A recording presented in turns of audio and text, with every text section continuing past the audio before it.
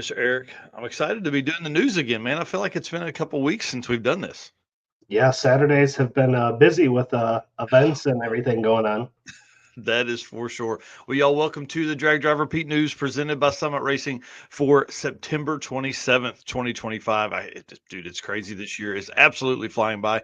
Today, we're going to talk Redwood Rally. We're going to talk One Guy's Garage, and we're going to have Jim Hopping and Rich Woodward on the second half of the show to talk about I don't know, drag and drive events, 666 or 6 Michigan miles, Hot Rod Drag Week. We're going to talk about probably 666 in there as well. So, Mr. Eric, hit that intro. Let's do this thing. All right, let's do it.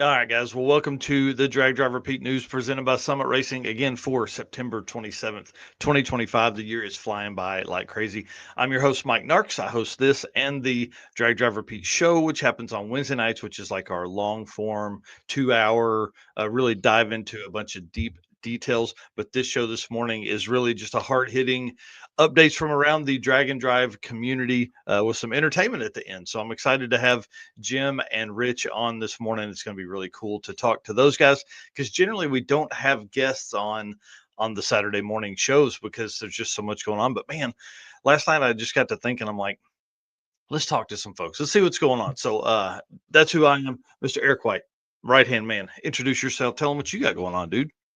I am Eric White, co-host of the show and the news. Everything drag drive repeat related. Primarily photos, artwork, stuff like that. When I'm not doing this, 815 LSX Swaps is my channel with personal builds, and then Motorsports Paparazzi, which is where I've been posting a lot of stuff recently. Again, a little bit of everything over on that channel. Oh yeah, dude, it's been busy. That thing's been popping off. Well, let's jump into this thing this morning because we started just about a minute and a half late, and I'm blaming that on myself because man, it's been tough for me to get going this morning. Well, guys, listen, we can't do this without y'all. You know how this works. You're our race car friends. Hit the share button as we jump in here. I do want to say thanks to everybody that has been sharing this stuff and making comments the last few shows. Man, it's been really cool to see the growth from that. We really appreciate that a whole bunch. And then thank you so much to our sponsors who help us make all of this possible, the travel, the equipment, all the stuff that goes on, the PRI award shows, all that kind of stuff that happens here at Drag Driver Pete, Summit Racing, Deech Works, Molly Motorsports, Driven Racing Oil, Howard's Cams, J-Wire Solutions, AFCO Racing Products, Performer Built Transmissions, Car Chains 3D, Power Tube TV, WAF Racing, Sweet Patina, and Racing Junk Classifieds. Y'all, I just ask if you're shopping for stuff, hit those guys up first, see if they've got something that you can work with. We would be certainly appreciative of that. And of course, Summit is our title sponsor here at the show and the news and for the Circuit 2025. So we appreciate them being on board around here. Got to hang out with those guys at Hot Rod Drag Week, and it was a blast. I'll tell you, it was really fun. Our PRI booth is much closer to them this year, so I'm sure we'll be hanging out with them at PRI again this year as well. Well, Summit Racing Speed Legacy began in 1968 as a one-man startup and is now the world's speed shop with 4 facilities and 200 plus catalog editions. They feel your passion, save you money, deliver fast, and offer top-notch customer service for more than 1,500 brands. Make sure to download the Summit Racing mobile app for easy access to speed parts. Find them on Facebook, YouTube, TikTok, and Instagram for all of your social stuff. From humble origins to the social media lane, Summit Racing stands by your need for speed. Find everything and anything. I mean, there's hundreds of thousands of SKUs over there at summitracing.com. And while you're over there, pick you up one of them Drag Driver Pete Summit branded shirts, hoodies, and the big brim hats. Dude, big brim hats, again, huge seller at Drag Week. I think they brought 125 or 150 and sold every single one of them by like day 4. It was freaking crazy. That's awesome. Oh man, Nazim Sheik, I just saw that there says I just bought a set of Molly Power Pack pistons. Well, we know his car's gonna be faster now. I mean, it's just the way it goes. For sure. Well, let's talk about some drag driver Pete updates. There's not just a ton of stuff. I haven't been wrenching on things over here. Y'all know how that works. I've just been working on the computer side of stuff. I am working on Drag and Drive World Champion points updates. Should have those by Wednesday. I really wanted to have it by tonight. But when you guys enter your names, um, sometimes you put a space on the end. Sometimes Bill is William. Um, it's a pain in my ass, right? Because I physically have to go down each line almost. And there's nearly 2,000 unique racers that have entered a national drag and drive that is eligible for Drag and Drive World Champion points. So that's literally 2,000 lines. And if you didn't know how, sorting alphabetically works, William and Bill are on different lines. Well, if your last name is Smith, there's not a Bill Smith in there that did this, but it would be Bill Smith. Every other name between Bill and William, B and W, uh, and then William Smith. So it really becomes, I mean, it is a ton of manual labor to do that. So I just ask, however you start the year out, when you register for sick week, just if you're Bill, be Bill all year. If you're William, William all year. It will save me so much time. So anyway, so that's coming. We're going to deep dive on that on Wednesday night because we only have about 3 more events left in the year to collect Dragon Drive World Champion points. And I'm telling you, the race for the top is heating up. There's, Randy Seward has accumulated every single point that he has. And based on my simple math in my head, I think he's still leading, but it's by about this many points. So it's very, very small.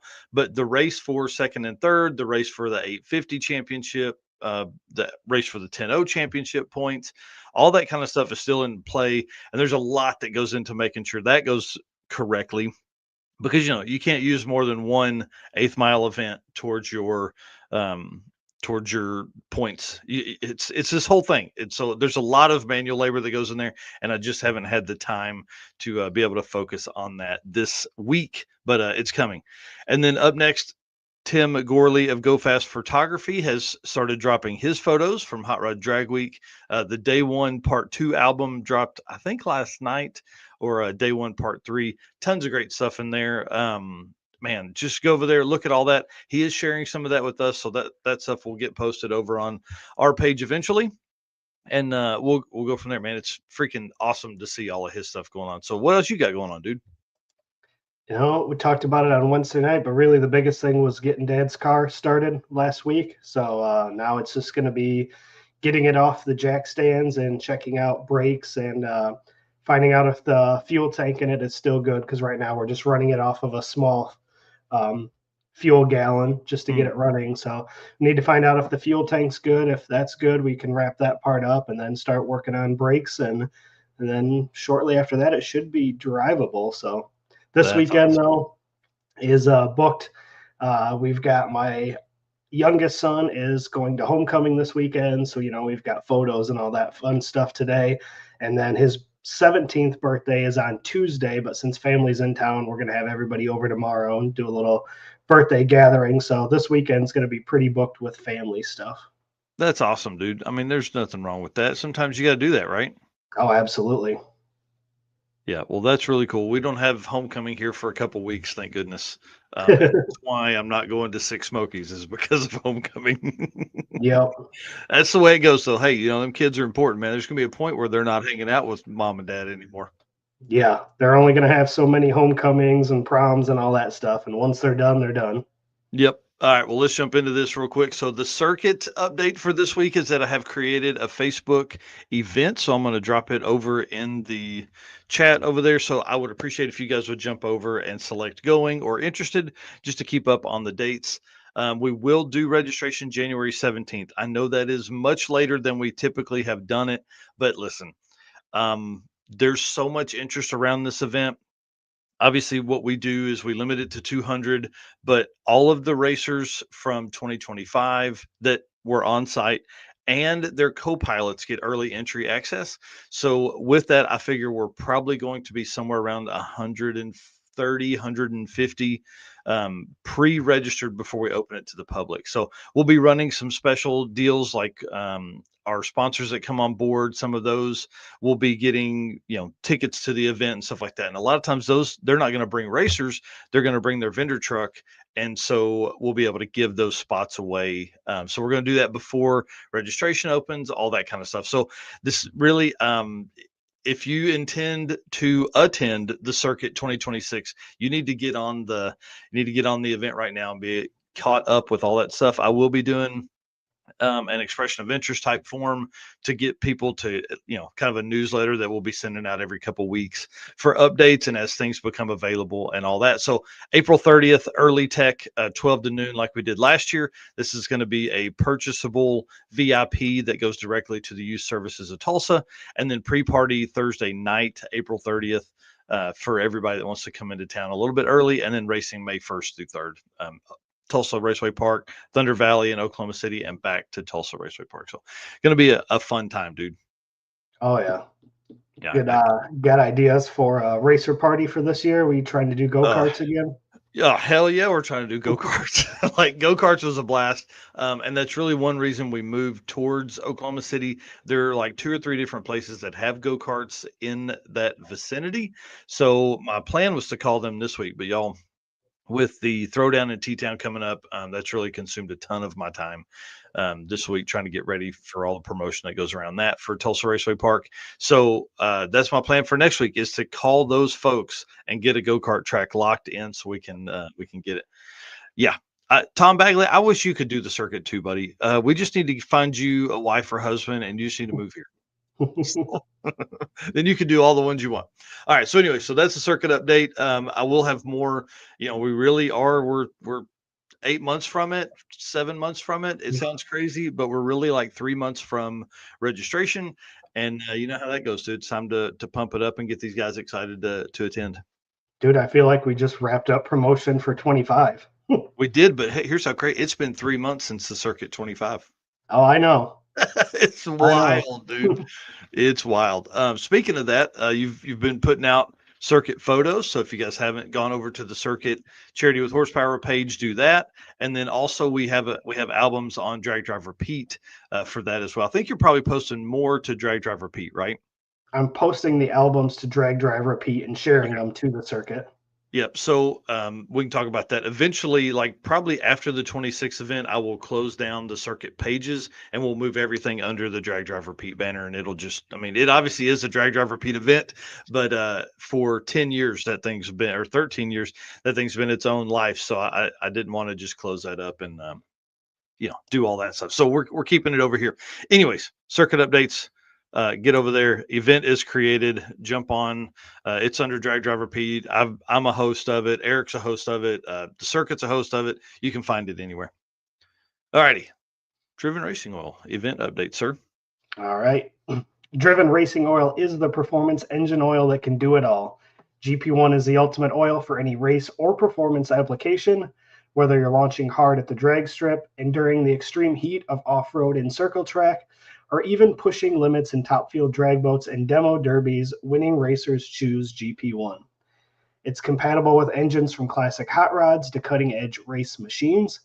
GP1's unique surface cling and high zinc formulation ensures superior wear protection, particularly for those flat tappet camshafts, while also solving issues like cylinder washout with methanol and ethanol fuels. It's crafted from the legendary Bradford, Pennsylvania base oil and enhanced with state-of-the-art additive packages. GP1 offers the best in protection and performance. And DDR10 is your discount that you can use on drivenracingoil.com. You can head over there and pick up any oil or any other one of their products that they offer. And then Driven Racing Oil on Facebook and Instagram is where you can go ahead and see what events they're going to be coming up at. And maybe they'll be at an event near you, and you can head over there and pick up some products on site as well. That's right. Yeah, Brandon Hayes says, good morning. Jumped on a little late, but very excited for the Circuit 2026. Me too, man. Can't wait. Can't wait to see that bullnose F-150 doing burnouts again. Well, dude, let's talk about the elephant in the room. Did you know Sick Week registration is sold out? I had heard that, but dang, that just opened up. Yeah, an hour ago, Derek Putnam said it took 15 seconds, or he said less than 1 minute, and two or three of the posts said 15 seconds. That's wild. It is pretty wild. So I posted up congratulating all the folks that are signed up and all that kind of stuff. Let's see what cars are coming, all of that. And I said, jump on the wait list. And people are telling me there's no wait list. So I guess they go to the expression of interest forms to figure out when somebody falls out. So I don't know how they do that, but listen, Sick Week 2026 is going to be crazy. Man, Yes. Tom Bagley got in, dude. That's what's up. That's what's up. Sick Week is crazy. It's really crazy if you really think about the. I hate to say hype because I feel like that's an overused term, but the attention around Sick Week really creates a a kickoff to the year. You know, hmm it really starts the craziest. I don't know, man. It's we need something big in March. Like I feel like we go from Sick Week and then there's nothing until Sick Summer in June. So we do this craziness. We have this, USA Today best event, best motorsports event, all this kind of stuff. And then we have to literally we put people on the back burner for months. Now I know the hmm circuit is big and we do a ton of stuff around it, but we need a hitter event sometime in March. Right. So maybe we just move the circuit south into Texas and do a week long in March for 2027. So I don't know, but we definitely need something. Jeff Russell says the hot rod taxi will be back again this year. Yeah, I saw Speed Mini Brandon Parker saying he's going to be the second quickest 5-cylinder down there. Man, it's going to be nuts. It is going to be nuts. So congratulations to everybody that made it in.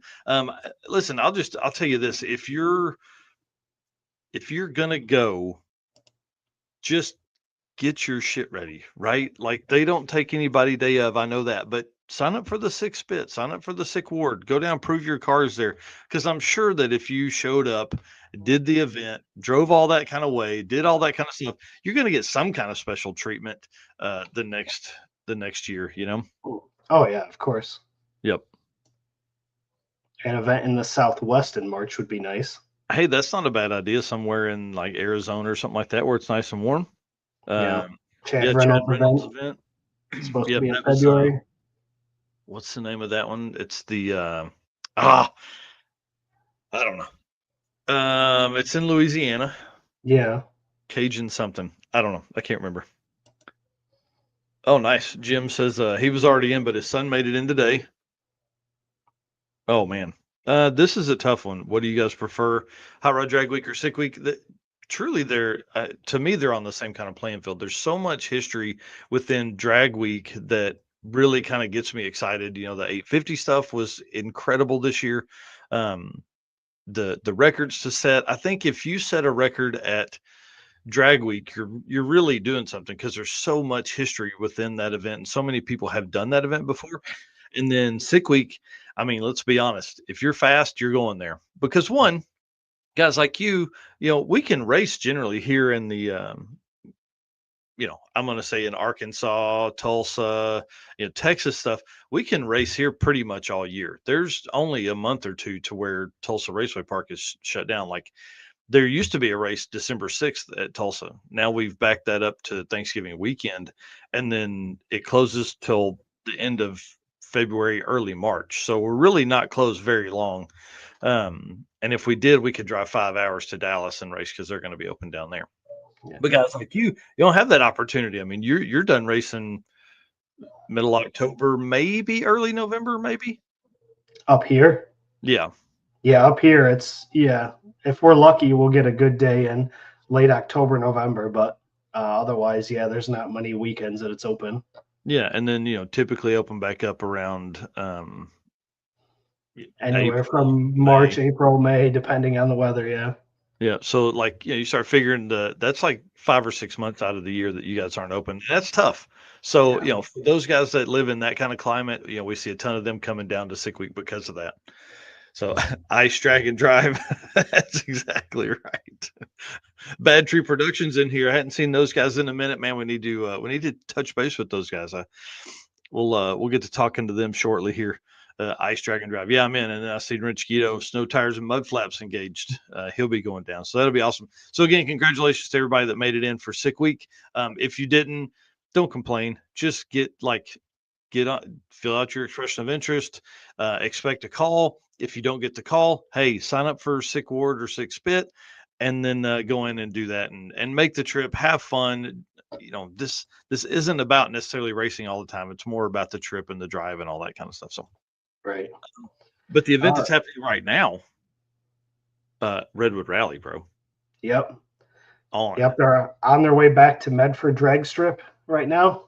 Yep, yep. If they're, oh yeah, it's 7:30 in the morning. They're probably getting. There's some folks that are already on site. Yep. Racing, the track opens at 8 and then racing starts at 9, so should be running here pretty soon. We're going to talk about them, who's leading classes and all that kind of stuff in just a minute. One close to you, man. It had to fall on a bad weekend, of course. I know. That's what I said too. Yep. So But this is going on at Byron Racing today, and then Tri-State tomorrow. So they started at Tri-State, dropped trailers off there, then drove to Byron, did Byron, and then back to Tri-State tomorrow. So kind of an interesting setup there. yep, we'll have to talk to Nathan and see how they did the loop, or like what they drove around and did for the route between Byron and Byron. But Hmm. today they're also racing. Well, we'll talk about it all in a minute. Um, Plates and 28s is going on right now. They start driving at 11. So if you're anywhere near Edgewater Sports Park, jump over there, sign up for the Plates and 28s. There's a 6-day cruise, which is like 100 miles or 150 miles, something like that. And then they'll go into some heads up racing. So similar to the King of the Open Road setup, where they do the drive, then do heads up racing, which makes sense if you're going to go heads up elimination style, because you wouldn't want to go heads up and then drive and then come back and do all your changeover and everything like that. So, Yeah. so I get it. I get it. I want it to be hard. I don't have to do it. So, um, next 3 events, man, run us through these. Yep. So we've got Six Smokies coming up October 12th through 19th, starting out at Rocket City Dragway. So this one's going to be pretty exciting. I'm really interested to see all the gassers that are going to be Mm, there. man, it's going to be overwhelming. I really, why can't my kid have had her homecoming, or homecoming this weekend instead of the 11th? So, anyways, I won't be going to that one. I'm super bummed. Yeah. There'll be plenty of photos coming out of it. That'll be Oh, awesome to see though. it's going to be crazy. And then after that, we've got Buckeye Skips October 16th through 18th, and that's at Coonley Motorsports Park. Yeah, this is going to be a cool one, man. I'm excited to see this one, see those guys run through all of that fun stuff that they do, Yeah, and then I think they said they had like 130 cars for their mhm. first time, so that's going to be exciting. Yeah, they have a ton of attention around this one. It's going to be good. They've done a great job promoting. You know what I mean? Yep. And then to end out October, we've got the Wild West Dragon Dash October 23rd through 26th, and that's at Concho Valley Dragway. Hmm. Yeah, this one's going to be a good one. This is Portia and her husband.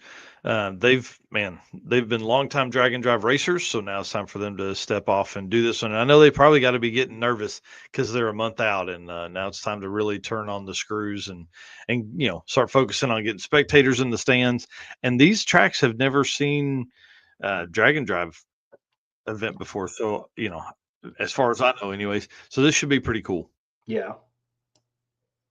And then 666 back for 2026. We know they did Springfield to the coast in 2024. Man, I have so much speculation. I said this the other night. We were at dinner with Luke and trying to get him to talk about some stuff, and he wouldn't do it. I can't wait to see the details that come out about this. I'm Yeah, hoping me they too. do like Chicago to Springfield or Springfield to Chicago or something like that, because that time of year I think is going to be huge for Route 66. Of course, the 100th anniversary is next year, all that kind of stuff. I mean, the state of Oklahoma road department or Department of Transportation is talking like 3 or 4 times the amount of people will be traveling during the summer and uh, across the Oklahoma portion of Route 66. So I can only imagine what the rest of it's going to be like. And by the time 666 happens in September, this could be pretty. It could be pretty intense. Yeah. So bring it on, man. I we'll see. I don't know. We hopefully it says details coming soon, but that's not soon enough. Right. You know how to like this is literally a year from now, and we want dates and route stops and where we're going to race and all that kind of stuff already. Oh, So absolutely. yeah, that's the way it goes. All right, sir. Well, man, thanks again to Driven for all the help. You guys know you can go drivenracingoil.com to see where they're going to be. You can find them on Facebook. Probably the best way to follow for the events that they're at and stuff like that. I think they're out somewhere this weekend, and I'm sure they're going to be at Six Smokies because it's so close to the house. Hmm. So, all right. Well, Deech Works, man, if you guys don't know, lots and lots of fuel system stuff here. Let me get down to it. Deech Works is the leading manufacturer of high performance fuel system components. The DW product line includes fuel injectors, fuel pumps, pump modules, fuel rails, regulators, filters, lines and fittings, and surge tanks, all engineered to support power levels ranging from 400 to 2200 horsepower. You guys can find Deechworks at deechworks.com. You're going to have to take a screenshot on how to spell that, but, or just type in DEATCTSCH and it'll generally bring it up over there on all your social media platforms. Jump in there. DDR10 is a discount code for our Drag Drive Repeat fans over there for when you're purchasing stuff. So appreciate them. And then the AFCO racing segment. This is where we're going to talk about some Redwood Rally. So racers know when you want performance that wins, you want AFCO. From shocks and suspension to cooling, brakes, and more, AFCO Racing has been helping teams go faster for over 30 years. Built by racers for racers. Check out the AFCO Advantage and follow them today on social media for the latest in performance parts. AFCO AFCO Racing, built to win. All right, Redwood Rally stuff, dude, because this bro, I'm telling you right now, this is I will forego Hot Rod Drag Week to do Redwood Rally in 2026. Okay. This event looks incredible. Look at that shot from 3G video. Oh yeah. Mountain in Dude. the background and Ah, man. Just that is absolutely gorgeous. I don't know if I'll fly out or drive out, but I'm going. Um, just great shots. Big shout out to 3G Video and NMR Video or NMR Media for the photos in use today. We appreciate them doing all that stuff. So let's run through who is currently leading classes, and then we'll do a recap on Wednesday night of who won and all that kind of stuff. okay. Kick us off, sir. All right, the three pedal class actually had 27 entries this year, so pretty awesome there. Right now, first place is Nate Curran with a total ET of 29.321. Yeah, I think on the ones with the total ET, they are using quarter mile and eighth mile stuff. So most of the other stuff is just eighth mile. So I tried to make notes of that as do these here. But American Graffiti Hard Tire is an eighth mile class, 26 entries. I'm telling you, hard tire racing it makes it easier for drag and drive folks, new folks that are coming in. Joe Bloomberg is winning that class or leading that class with a 6.871 average on a hard tire, bro. Yeah. Then we've got the American Graffiti Magnum, which is also an eighth mile. That's first place is Jake Karanda with a 5.576 average. But second place is Ray Lashley with a 5.721. And then third place is Chris Schmidl with a 5.864. So very tight racing right there. Oh yeah, for sure. And then American Graffiti naturally aspirated race tire, which I would assume is like a slicker radial. Another eighth mile class. First place is Daniel Field with a 6.252, and then second place John Ziegler with a 6.265. Oh man, real close there. Mm-hmm. American Graffiti Power Adders, 28 entries there. First place is Jeremy Sears, 5.370. And second place, Lane Kavar with a 5.386. So again, some pretty tight racing. Yeah, what's that? 18,000, 1800. I mean, that's a close spread. Glory Days gas, blah, blah, blah, blah, bro. Glory Days gassers. Holy shit! First place right now, Walt Hooker with a total ET of 32,494. And then Junior Street, Molly Alsop with a 0.069 spread. And she's the one that won the Junior Street at Mega Week as well. Mm, The heads up shootout thing. Mind yeah. over matter, 83 entries. Dude, this is like their DYO style class. Man, 83 cars, crazy. First place currently Chris Molnari with a 023 spread. Second place 031 spread with Ray Dominic. And then Erica Young in third place with an 032, 1,000th of a second for the spread there in the mind over matter for second place. Yeah, pretty awesome.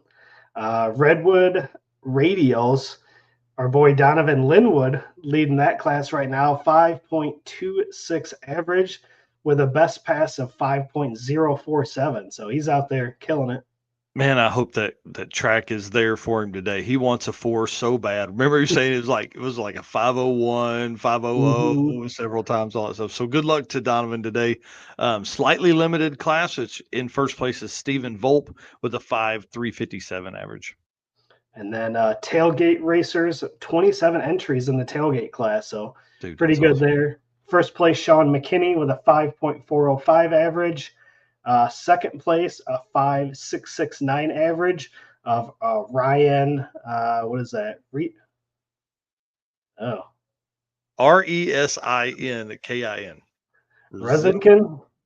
Resinkin? I don't. Yeah. Well, Ryan's in second with a 5.669. And then third place, 5.770 average. Again, 5.669 for second, 5.770 for third. Aaron Free. Man, that's crazy. That's going to be awesome to watch today. I hope they have some kind of, live.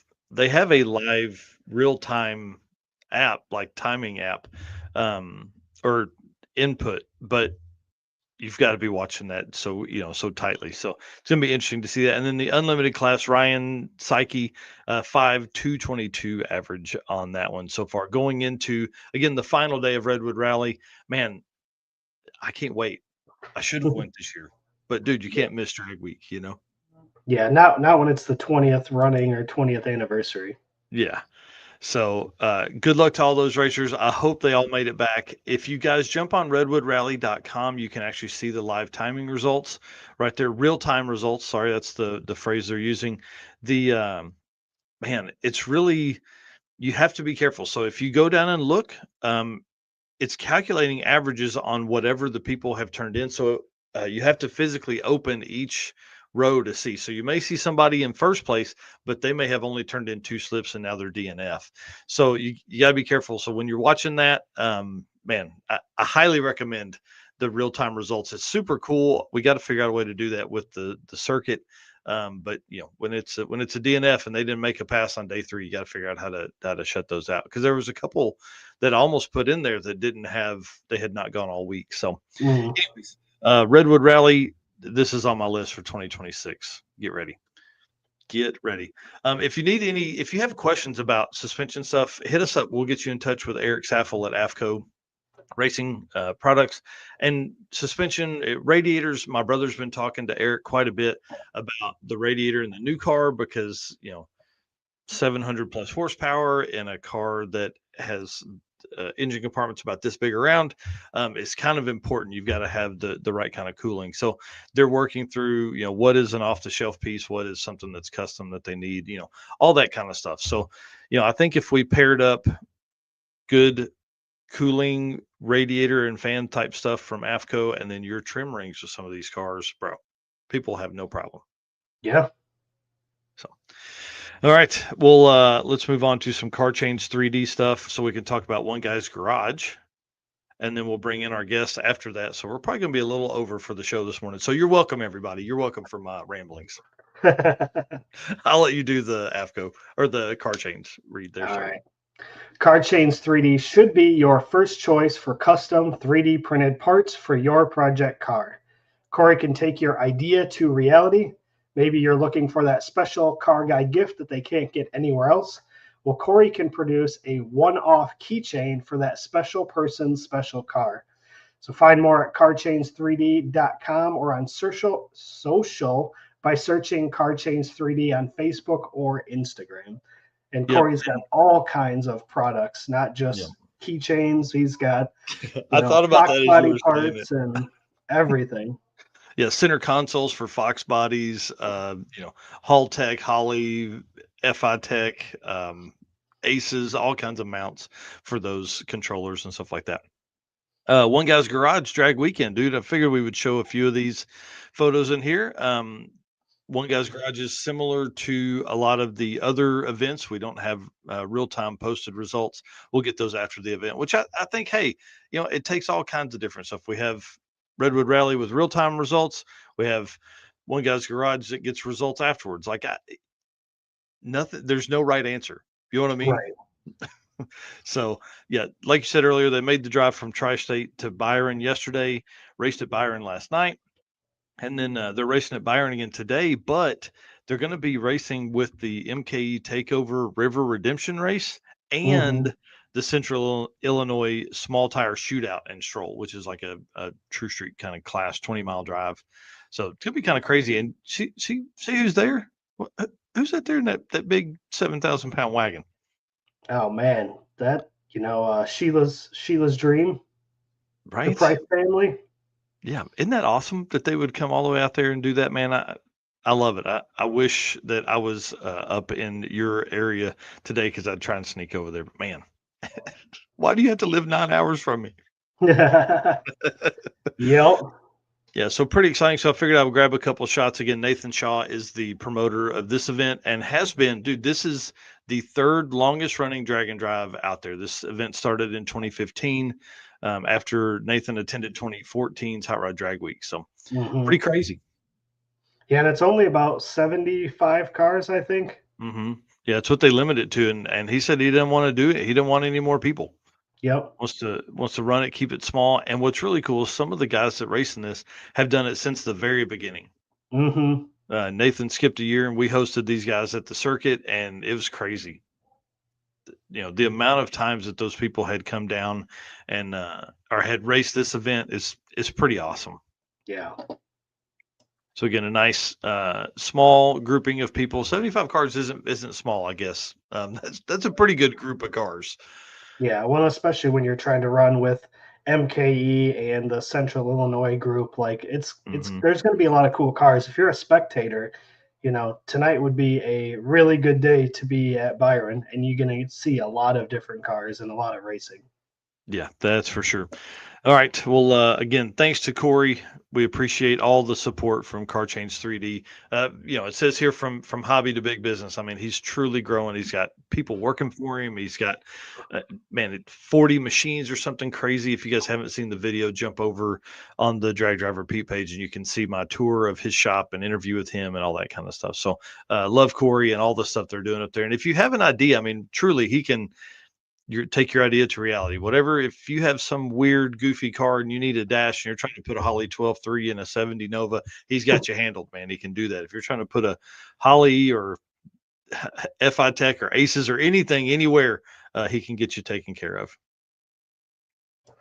All right. Let's thank our race car friends there, sir. And started at Moore, Alabama to Fountain, Florida to Albany, finish up in Valdosta. Oh, yeah. Yeah. All right. Well, thank you everybody that has been on here this morning, making comments, watching the show. You guys are our race car friends, and we can't do this without you guys. And good luck to all of our race car friends who are racing this weekend.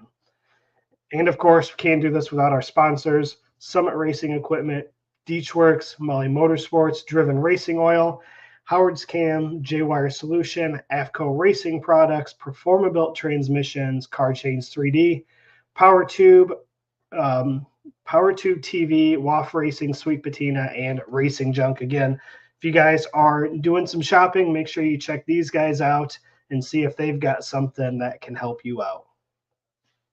Yes, for sure. All right, and then let's move into Molly, and then we're going to bring in our guest for this morning. All right. Attention, high performance enthusiasts and racers. Meet the Mali Motorsports Power Pack Piston Kit, your ultimate solution for Power Pack performance.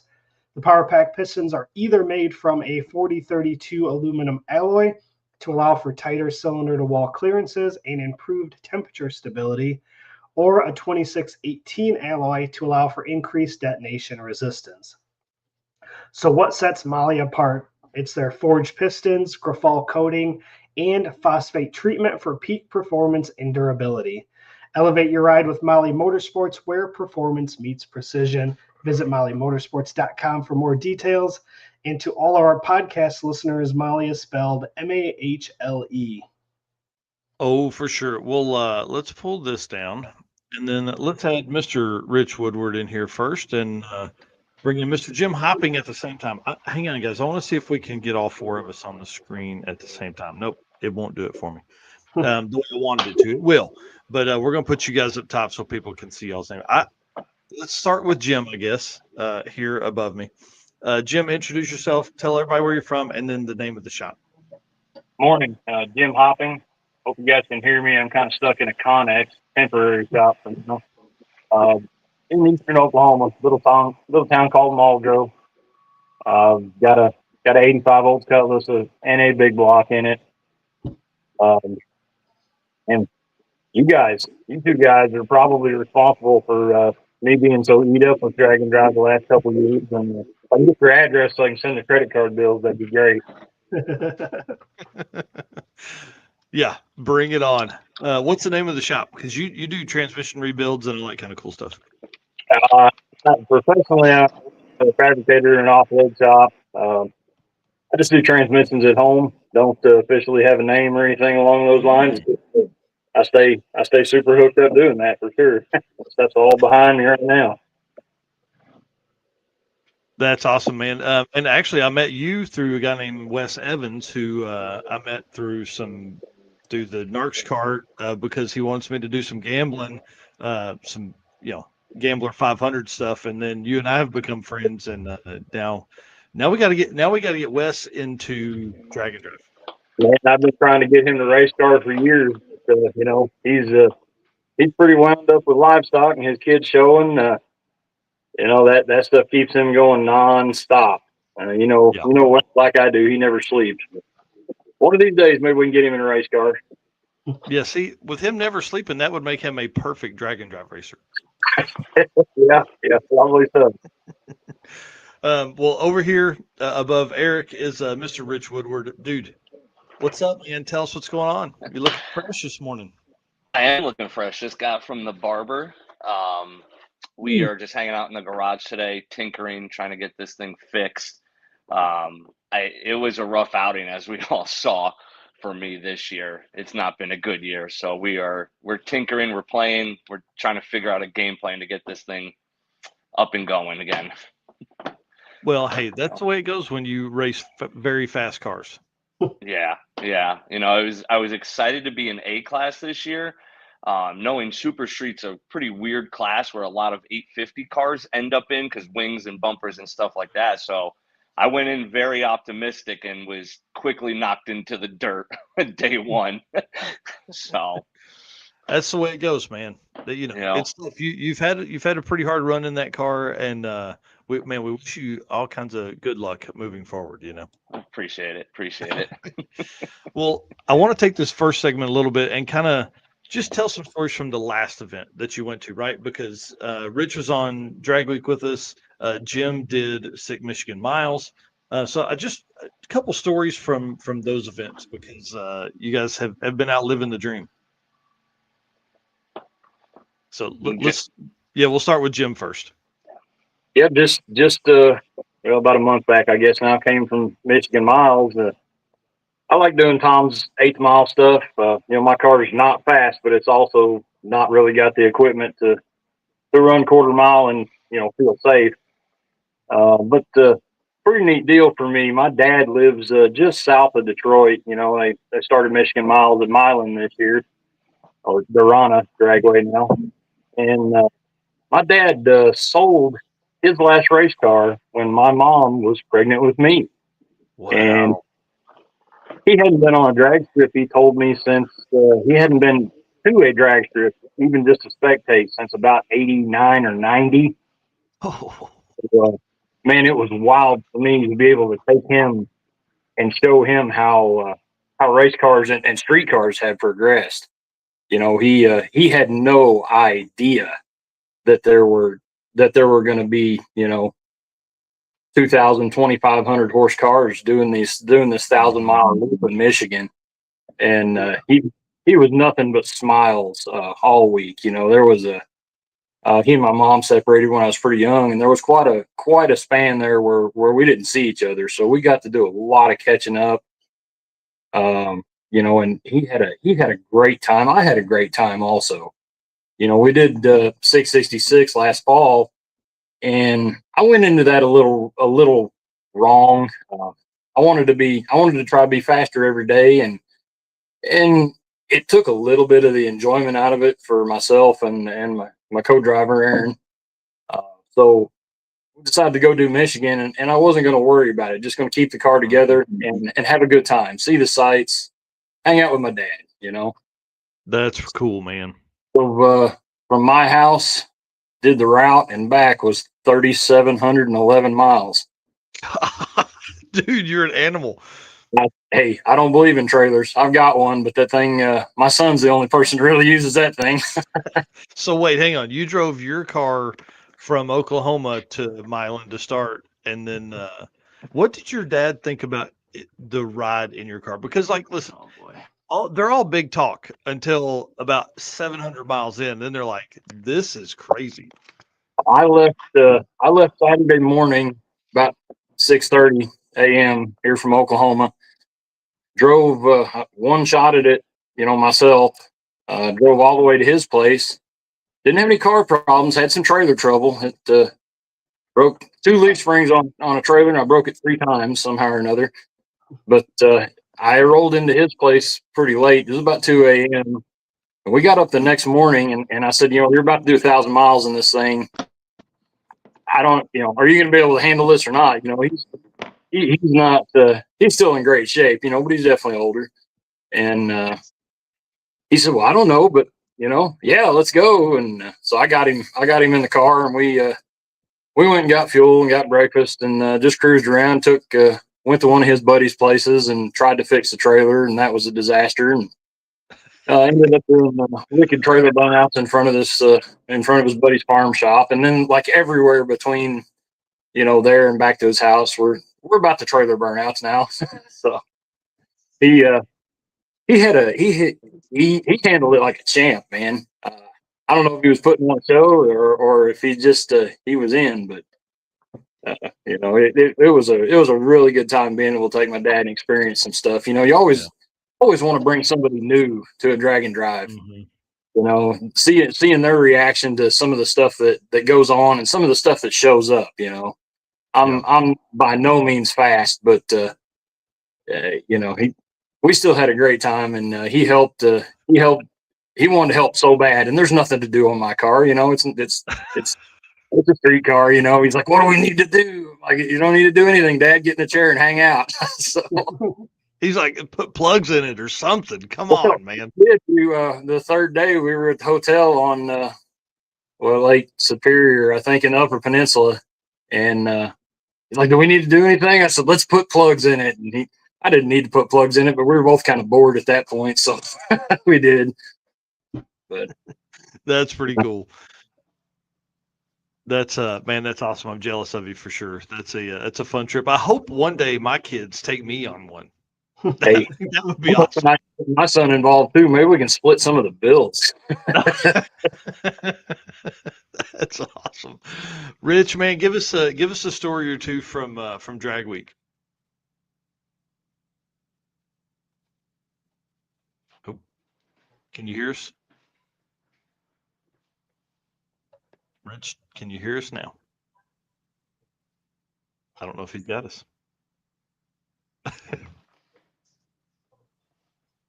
I don't think he's got us. All right. Did he take his earbuds out? He did, yeah. Oh, gotcha. All right. Well, let's stay with Jim until Rich can hear us again there. So let's talk about give us something from the circuit, dude. Why does this road always blow yellow tire smoke? Man, I have no idea. It's the weirdest thing ever. People are showing me the pictures and videos. I'm like, I mean, those ET streets, they're or that was on my street tires actually. I thought, well, maybe it's Yeah. those Chinese tires I put on there, but apparently everybody was doing yellow smoke. Right? It's pretty wild because like this is in Michigan. This is at the circuit, and that road always does. It always looks so cool, and it always draws a ton of conversation when we post up videos and stuff like this. But, dude, you had a great circuit. Had a ton of fun. We can't wait, man. It's gonna be a blast. That's probably my favorite event to hit every year. You know, Thanks, man. that was the first drag and drive that I actually did. I've been following it for years. You know, every time drag week would come near Tulsa, you know, I'm going to go watch. But I was part of that group. You know, of your friends that say, "Well, one day, you know, one day I'll do it." And I think it was the circuit 20, either 21 or 22, where Red Hat Scotty and you know, you guys were going to do that ramen noodle challenge, and I thought I can do that, you know, and I got way over my head in a car that was going to be way over budget, and just anyway, I kind of gave up on that deal, and I don't know if it was you, Mike, or somebody said, you know, hey, you've got a big block Cutlass, why are you not taking that? And like, because that thing's never been more than 10 miles from the house, you know, and Yeah. you know, kind of, I don't know if I got bullied into coming or what the deal was, but you know, whoever put the pressure on me, I'm sure glad they did, because this is what I'm about now, man. I've been in off road and rock crawlers for the last 15, 20 years because, well, I got out of race cars because rock crawlers seem like they'd be cheaper. They're not. No way. No way, But dude. You got 2 axles, 2 drive shafts, transfer cases, all that kind of stuff. well, you know, you think you can do it with junk parts, and then that escalates real quick. You know, I still got the rock crawler, but it's been kind of retired to tractor duty around the house now, and I'm just eat up with drag and drive. We're doing 6 Smokies. Of course, I'm 100% in on the circuit this coming year, Oh yeah. and we'll try and do Michigan and Smokies again next year if I can get in on that deal. Yeah. Here's a good one for you. You know, my 2-door Cutlass, and I've got a 6-point in it cage, and you know, Aaron Fleetwood's always been my co-dog. Keeps me in check. You know, keeps us going.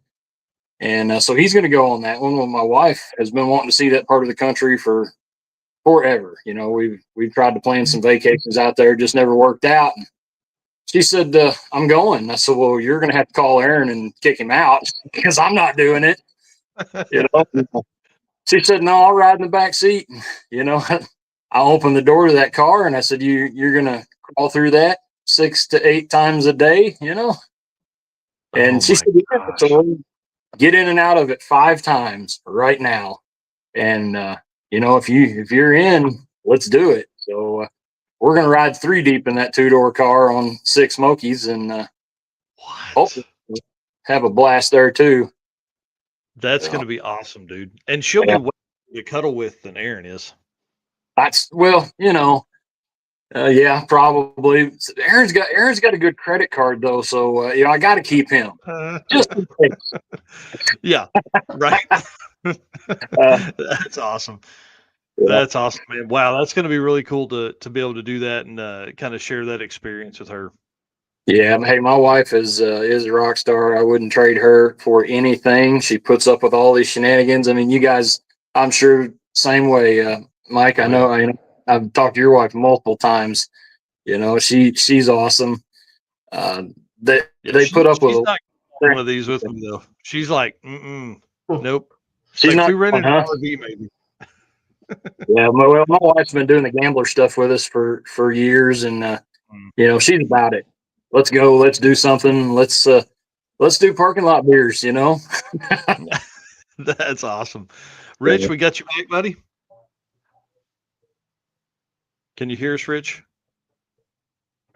Seems like he can hear Jim, I don't know if you can hear us. Can you hear me, Rich? I can. I got a phone call and it screwed everything up, and now I'm in and out apparently. Yeah. So tell him. Is my audio still coming through? The audio is good. Mike and Eric can hear you, but I guess you can't hear them.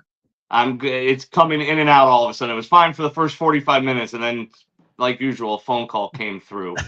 So Tell him to drop out and come back in. mess something all up for me. Mike said drop out and come back in. Turn it off, turn it on again. If I knew how to work this, I probably would do it right now. Dude, I'm right there with you. I have no idea what's going on. Well, man, Let me see if I can do something here. See if I can get better service going. Yeah, it's probably That any better? It's probably in the way the mic. Yeah, I can't hear anything. Yeah. So yeah, I can still hear you. Yeah, tell him I'm going to boot him. I can't hear nothing. And he'll just hit the link back in. Oh, he did it himself. I'll send him a message now. Okay. Well, let's keep rocking here. I'll send him a message while Eric, you lead us on. What's next? All right, you want me to jump in? We'll play the Howard's Cam video real quick. Yeah, that'll work. All right, we'll do that. We'll play the Howard's Cam video, and then we'll jump into our next segment here. Hello, ladies and gentlemen. Harris from the Monoxide Podcast. Real quick, Howard's Cams was founded as a racing cam manufacturer almost 80 years ago when Howard Johansson created Howard's Power and Racing Equipment in 1945. Howard's Cams has always used on-track experience to design the most powerful designs, and today they have an even greater group of experienced racers in circle track, drag racing, road race, mud bog, and marine. They use all this input plus the most advanced computer software to design the most competitive race-winning products. From pioneers in drag racing and oval track to cutting-edge marine development, Howard's Cams is at the forefront of the industry. So make sure to reach out to our friend, Luke B, for your next valve train upgrade.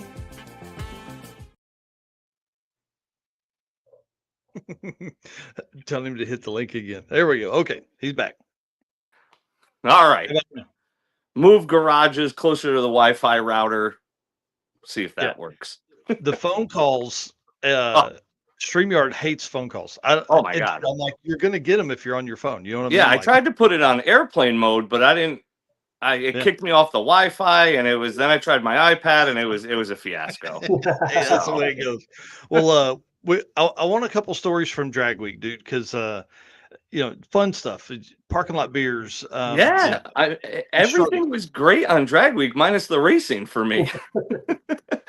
It was a thrash just to get to Drag Week. I mean, as you saw, 3 weeks before, I torched the motor, had the block out, and thank God for the machine shop that helped me. I mean, they turned it around the block in 48 hours, and we had the car back running in 7 days, which is probably what led to my horrible performance. But I mean, we left for Maryland, which is only 6 hours from me, so it was a treat this year.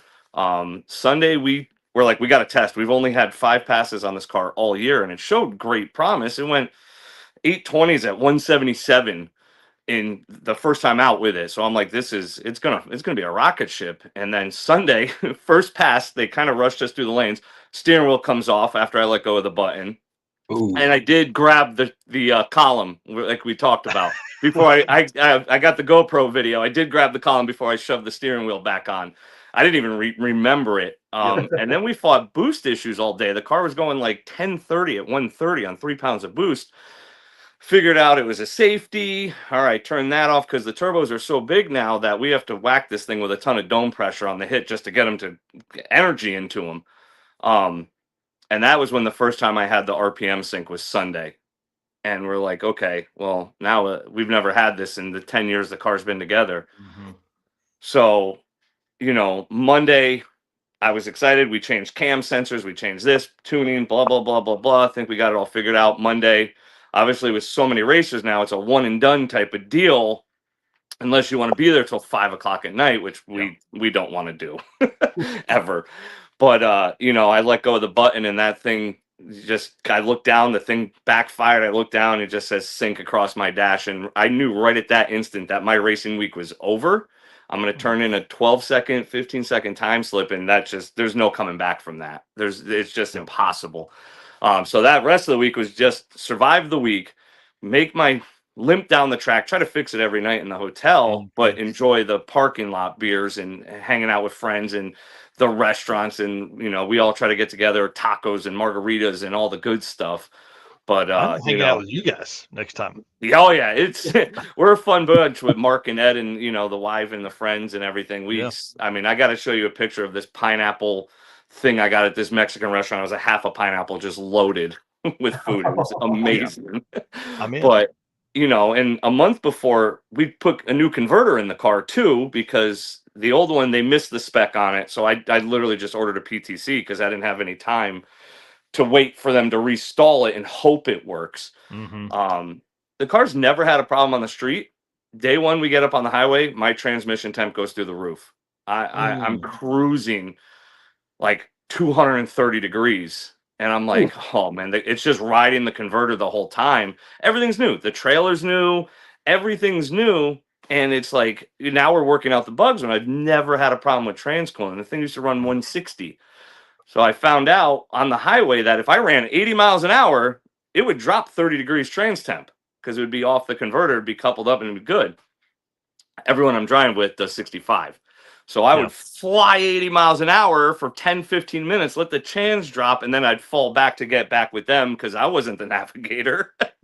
My co-pilot's not a navigator. So we did that the entire first day, and I think I saw 250 for a while, trans temp. Jim is like, oh God. Oh, yeah. And I'm like, oh man, I'm just happy it wasn't 100 degrees. Like if it was 100 degrees out, there's no way I would have made that first drive in one. It would have been sit for a half an hour, put fans on it, let it cool, try it again. We got all the way to the hotel, and I pull the dipstick, and I'm like, okay, it's red. Doesn't smell bad. I'm like, maybe I don't have to change the trans fluid. We drained the catch can because we smelt fluid at one point when it hit 250. It must have pushed fluid. I drained that catch can. You could smell it through the hotel the whole parking lot of the hotel. I was like, yep, that's done. We had to drain everything that night, clean everything, but we were still fighting the cam sync issues. Well, what we thought was cam sync. So there was the hotel we stayed at was behind a gas station that had a burger place inside of it. And we found out if you mixed coconut and pineapple Bacardi shooters, you didn't need to add anything. You just have that as a cocktail. Nice. Yeah. So they sold like 8 packs of the shooters. So we're sitting there just drinking those all night while I'm still trying to figure out why there's an RPM sync. I'm like, I don't know if these two things are going to go together correctly. Obviously, we didn't figure it out, but we got the trans fluid changed, so that's all that mattered at that point. Interesting. So what? How did you just limp it all week? Because I can't imagine the mountains and how bad that thing was just boiling. After day one, it wasn't as bad. I was seeing 220s, 230s. I would leave that thing down a gear. I'd kick. It's a 400, so I would leave it in second going up the hill, and it would keep the RPMs 3,500, and that would keep it out of just riding on the converter the whole time. Yeah. So once I figured all that part out, it was much, much better. And the only time it really was a problem was when we ended up on the highways. Yeah, just running at that long a time. So it's something I have to change. The transcool has been in the same spot since the car's together, and I've never had an issue before. But now with this way looser converter, it's a major problem now that I have to figure out. I got to get it in the front end somewhere, but there's no room in that front end anymore. Jim, help us. What's a recommendation? Ditch the 400 and get an 80 in there. Man, 2 years ago on the circuit in Branson, I saw some 240, 260 trans temps with my 400, and that was it for me. I built an 80 for this thing. I did the entirety of Michigan and never saw over 180 degrees. Same thing on 666. The 4L80 made the car. That 4L80 for the horsepower I'm shooting for is big money. Maybe go gear vendor overdrive. I mean, because the gear vendor still doesn't lock the converter up, and for me, that's where the heat's usually at. Yeah, 100%. Making the kind of power I'm sure you're making, that's you're going to need a lot more hard parts for sure. Yeah. I think it's going to get a 40-row like set rab cooler, and I might just stick it right in that big opening I cut open with Eric's trim ring and just let it block the intercooler, because going down, there it is, just block that whole thing with the trans cooler, because the intercooler is much happier now with the bumper cut open. I think, granted, I did not make a full quarter-mile pass, but it was, we would start a pass at like 126, and it would see 24 pounds of boost in that first gear, and it would only go to like 132 temp. So Wow. it's greatly improved over where it was a month ago. You might can share a little bit of that airflow with a big tranny cooler up there and help a bunch. Yeah, I think that's what's going to have to happen now. But I got to worry about the cam sync issues first. Well, crank sync. It's not cam. We figured that out. Yeah, gotta run before you can overheat the trans, huh? Mm-hmm. Well. So I'm actually working with Bob Eat right now. I have his fuel drive cable set up on the car, and we're working to get a crank trigger on it now, because we believe something happened to the reluctor wheel when we had the engine apart 3 weeks ago. Rushing, maybe I bent it on the bench just enough at 7,000 RPMs and above. It's just wiggling just enough to lose that sync. So Yeah, that's the plan we're working on now for it. that's crazy. Well, let's talk about powertrain stuff real quick. We'll talk about yours first, because we're kind of on your stuff here. Yeah. Lay out what it is. So it's a stock block 5.3 LC9 Gen 4 K1 cranking rods, Summit Pro pistons, AFR heads on it, Brian Tooley valve train and cam.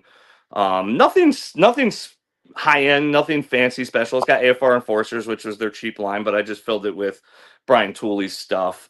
And stock bore, stock stroke. It's got Bullseye S472s on it now. V-band housings that we just upgraded to this year, because we had their 66s on it last year, which we were 32 pounds of boost, about out of steam on those things. So yeah, 32 pounds on these compared to 32 pounds on those. That's a big difference. If we haven't made it over 24 pounds yet, and we had, like, when we took out the first day of testing, the suspension was all wrong, because now it's got, after the chassis shop, they did all upgraded torque boxes in it, and we didn't have it lined out. We were going like 140, 60 foot, and it was a dud. Yeah. And we had a really, really slow ramp into it. And I think it peaked 24 pounds in third gear, and it was going 177 already. So wow. Yeah, I got back into the 120s on drag week, 60 foot. I'd like to get it back into the 110s where it was last year. And I mean, there's no reason this thing's not going mid sevens. Like, it's got the potential to do it. Mm-hmm. It's the mile an hour is already there for 780s. So she's gonna make some steam once we actually get it all together.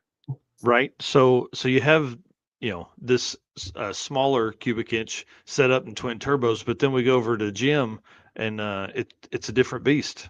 What are you running? It's just a short deck 496 small dome piston. It's got a Howard's roller in it, an older set of Canfield 360s on it. Way too much camshaft and cylinder head for what I have.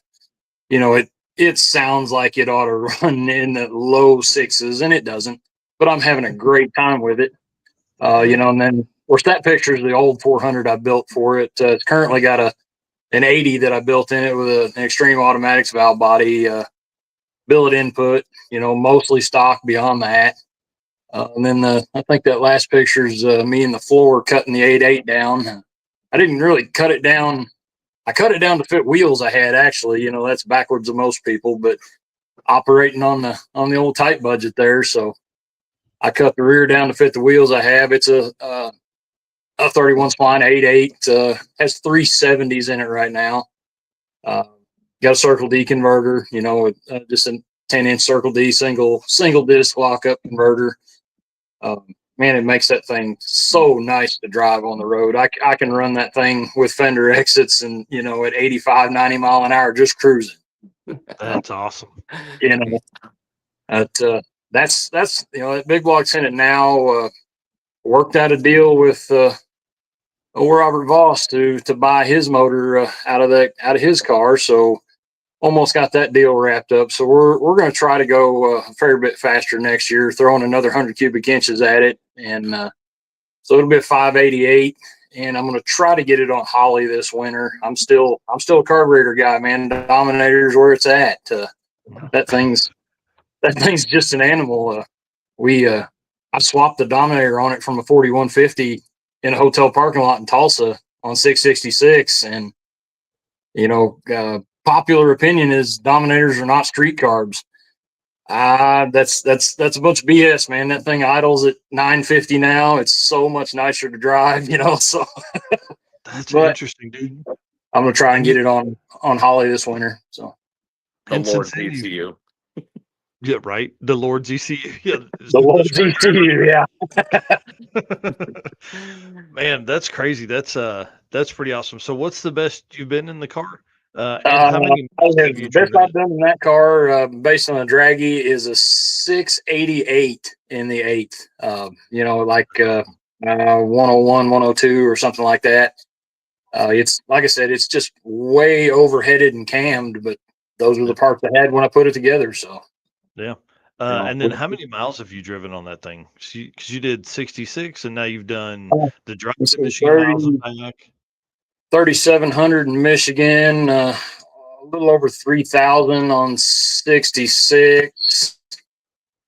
Man, I don't know. I'm probably nearing 8,000 or 9,000 miles on it, maybe a little more between a couple years worth of the circuit. And then I drive it a lot more now. It's it just used to sit in the yard till I started dragging driving. Now I'm like, let's take this thing to dinner or something. Yes. You got to use your car. You got to use your car. We went to a concert in Oklahoma City last night, and I was like trying to think of a reason to take the race car. That's cool, man. We didn't take the race car, but we did stop and have Waffle House on the way home. Well, hey, there you go. You got to support them, man. Got to support them. Well, Got to take care of them. Right before we wrap up, let's talk. Roadside repairs. What's one or two roadside repairs you guys have had to complete? What do you got, Eric?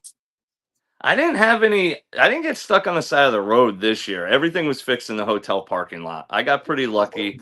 The only thing that came up was a trailer tire on Mark's trailer, but every night in the hotel we were slinging cam sensors. We found split spark plug wires. I had to buy overpriced Fuel Tech smart coil because that died, but every night I got lucky. We worked on it every night in the hotel parking lots, but we didn't have any roadside, thank God, because some of those roads, Dude. I mean, I don't know how you would work on the side of the road on those hills in Pennsylvania No, like that.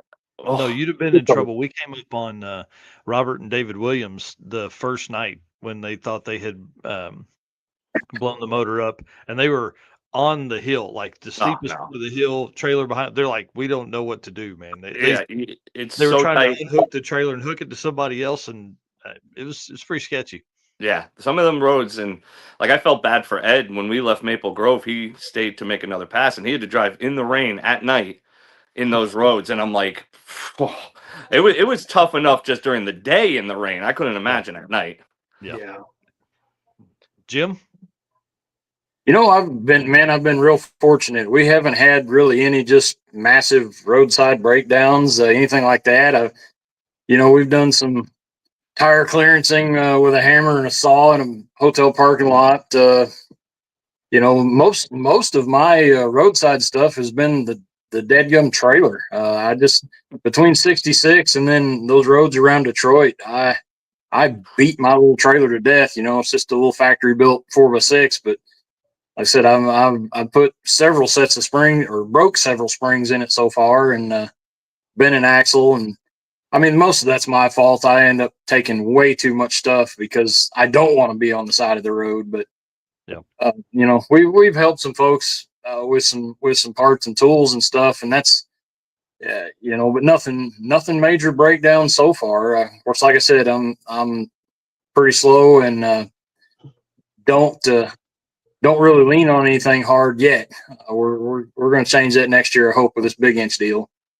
So I'll probably have some good stories then, but I carry tranny parts. I carry basically everything, but rods and a block and a head, to fix the motor. And I haven't had to pull any of that stuff out yet, but all of that is probably the reason I keep tearing the trailer up. So I got to find that balance. I'm 3-4 years in and still taking way more junk than I need, but it is what it is. Well, when you're that far from the house, man, it's tough, Hey, when we went on 66, I had just finished that 80 swap. Hadn't even ever drove it. I ran it on the lift and confirmed it had 4 gears.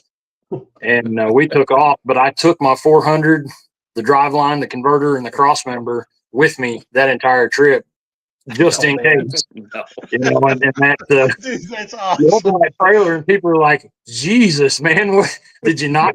Is there anything you didn't bring? I'm like, well, not really. So I brought it all. But fortunately, a big believer that if you take it, most of the time you don't need it. Yeah. So that's probably why I've been so lucky, because I just take way too much stuff. That's crazy. All right, last question. I promise, and we'll let you guys go. Let's talk about camping and hotels. What do you guys do? We do the Great. hotels.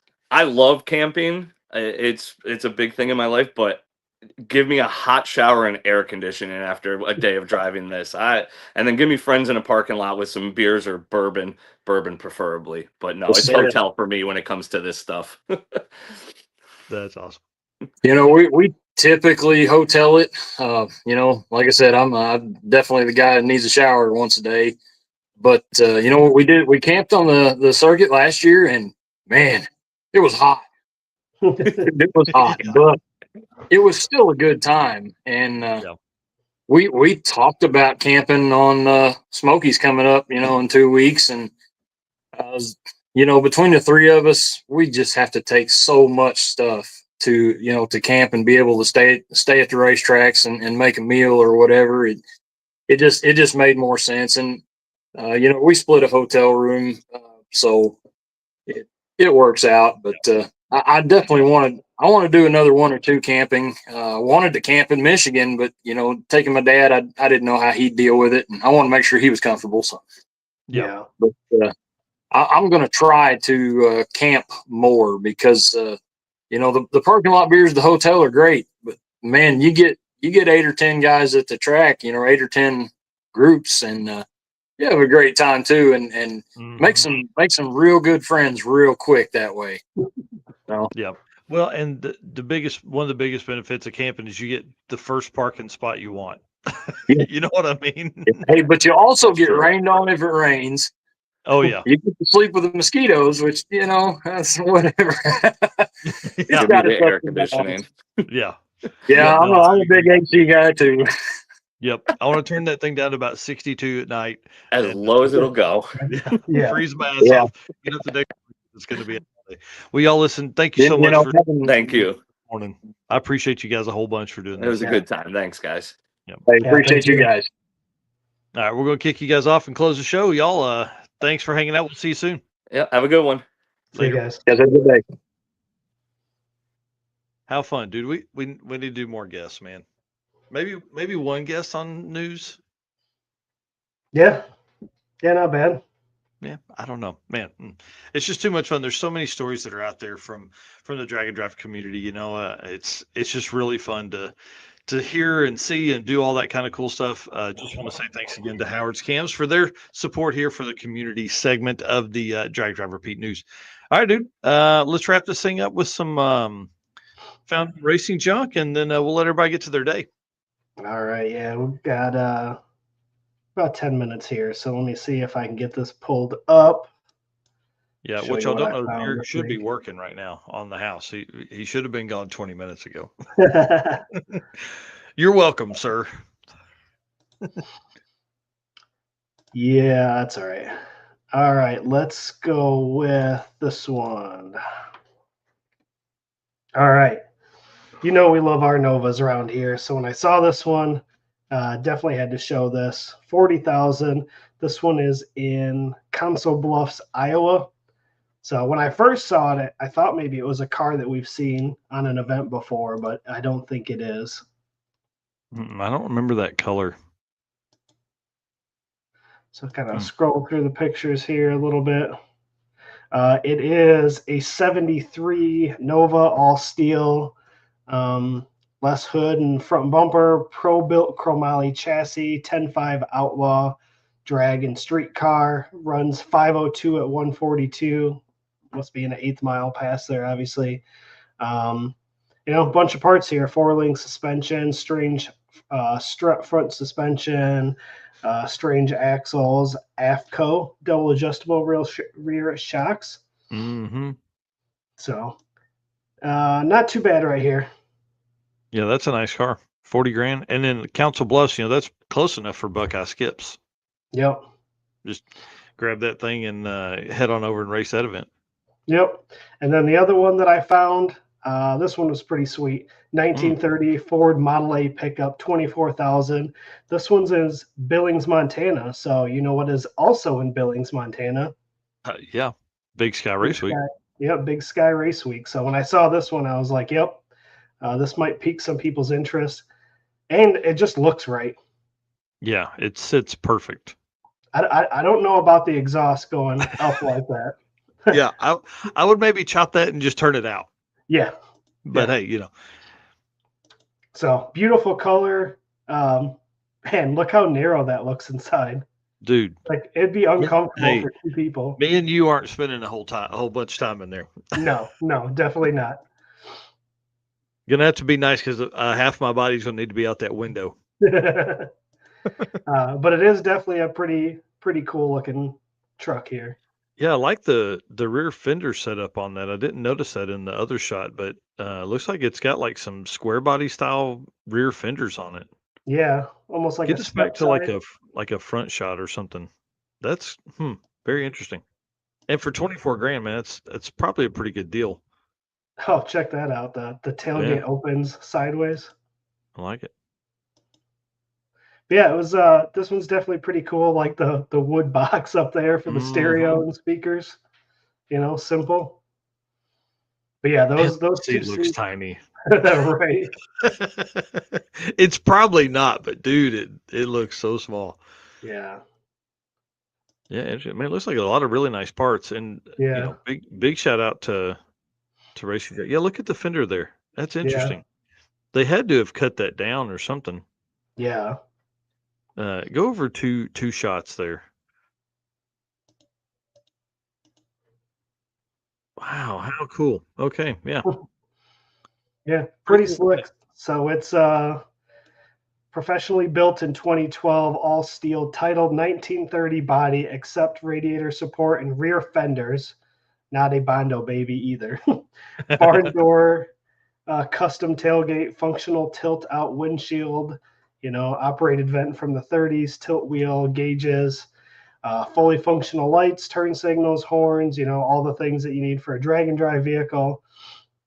100% custom built frame. But yeah, you can see all kinds of stuff here. It's a 355 cubic inch small block Chevy engine. Yeah, dude, it's a set of 15s on the front and 20s on the back. Yeah. 305, 35, 20. Man, that's a big old tire on the back. Yep. It's a TH350 trans. It's NHRA, IHRA legal, but never raced. We need to fix that for sure. Yeah. Yeah, right. Somebody buy this thing, 25 grand, man. That's pretty cool. That's a good deal. 58 inches tall, 172 inches overall, 120 inch wheelbase, 65 inches wide. So yeah, that's tiny. That is tiny. Cool. So yeah, I thought that was pretty neat. That'd be a fun little street car that somebody around Billings, Montana can drive around, and when Big Sky comes around, you can take that out and join Big Sky Race Week with it. Yeah, that'd be awesome. Well, sweet. Well, dude, great show this morning. I want to say thanks to everybody for being here. We appreciate you guys a bunch, and thanks for hanging out. Appreciate all the comments. Thanks to Jim and Rich both for coming on this morning. It was last minute. It was last night. I was like, man, I just want some guests on to talk through some stories this morning. So thanks for them for coming on. Thanks to everybody for all the comments today and all that kind of cool stuff. And then again, thank you so much to our sponsors for making all this possible. Summit Racing, Deech Works, Molly Motorsports, Driven Racing Oil, Howard's Cams, J-Wire Solutions, AFCO Racing Products, Performer Built Transmissions, Car Chains 3D, PowerTube TV, WAF Racing, Sweet Patina, and Racing Junk Classifieds. All right, guys, we'll see you Wednesday night. All right. See you guys. Later.